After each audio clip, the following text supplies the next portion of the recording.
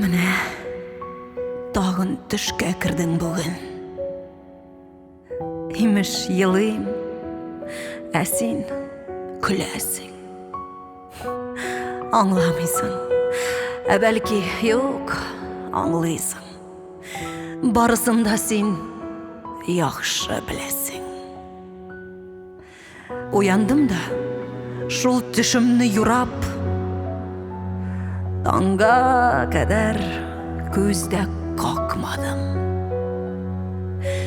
Arlı birli yürüdüm şunda bulma bo'ylab. Tek canıma o'rin topmadim.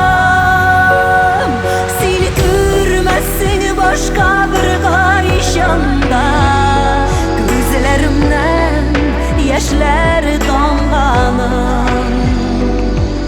Qalam shitlarina bilet oldim.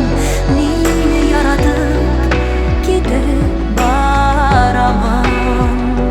Meni yaratib ketib boraman.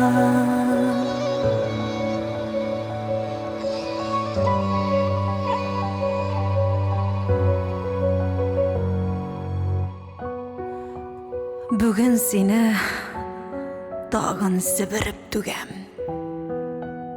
Yuragimdan mangilikka sızam. Instagramni shistartirman sendan. SMS'lar, WhatsApp, Telegram. Yaxshi bilan, yillar o'zi bilan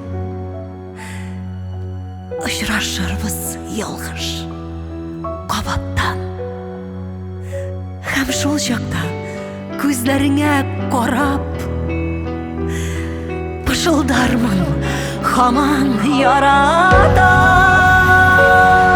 Seni ko'rmasang boshqa bir qarashanda ko'zlarimdan yoshlar tomg'anim. Qalam shitlarina bilet oldim. Meni yaratib ketib boraman. Meni yaratib ketib boraman.